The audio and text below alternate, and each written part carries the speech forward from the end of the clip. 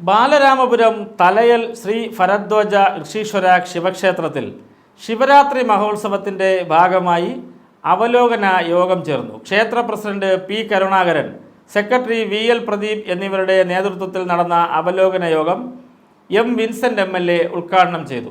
നമ്മുടെ ഇവിടുത്തെ അന്നദാന സദ്യയുടെ ഏറ്റവും വലിയ പ്രത്യേകത, ഇവിടെ എത്തുന്നവർക്ക് ഭക്ഷണം കൊടുക്കുന്നതിന് മുമ്പ് തന്നെ ഈ സമീപ പ്രദേശങ്ങളിലെ എല്ലാ അനാഥാലയങ്ങളിലും അവർക്ക് കഴിക്കാനുള്ള ഭക്ഷണം ഈ 10 ദിവസവും ഇവിടെ നിന്ന് തന്നെ അവിടെ എത്തിക്കും. അവിടെ എത്തിച്ചതിന് ശേഷമാണ്, അനാഥാലയങ്ങൾക്ക് ഭക്ഷണം കൊടുത്തതിന് ശേഷമാണ് ഇവിടുത്തെ ഭക്ഷണ വിതരണം ആരംഭിക്കുന്നത് തന്നെ. അപ്പോൾ അത് ഏറ്റവും വലിയ പ്രത്യേകതയാണ്. ഈ മാനവ സേവയാണ് മാധവ സേവ എന്ന വലിയൊരു വിശ്വാസത്തിന്റെ അടിസ്ഥാനത്തിൽ കൂടിയിട്ടാണ് ഈ ഉത്സവം ഇവിടെ നടത്തപ്പെടുന്നത്. വിവിധ വകുപ്പുകൾ ഏകോപിപ്പിച്ച് ഉത്സവ നാളുകളിൽ നടപ്പിലാക്കേണ്ട പ്രവർത്തനങ്ങളെക്കുറിച്ച് MLA വിശദീകരിച്ചു.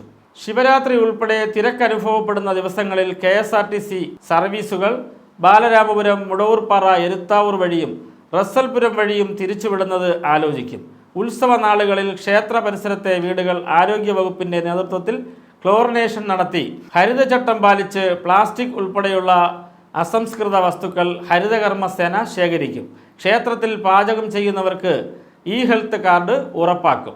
MLA കത്ത് കൈമാറിയാൽ ഫയർഫോഴ്സ് സ്റ്റേ സംവിധാനം ലഭ്യമാക്കുമെന്ന് ബന്ധപ്പെട്ടവർ അറിയിച്ചു. Balaramapuram police, KSEB, water authority, ലഹരി വിരുദ്ധ പ്രവർത്തനങ്ങൾ തടയാൻ എക്സൈസ് എന്നിവരുടെ സേവനവും ഉണ്ടാകും.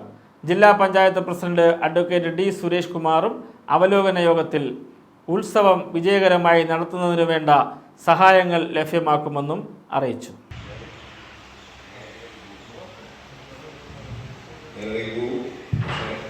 ബഹുമാനപ്പെട്ട MLA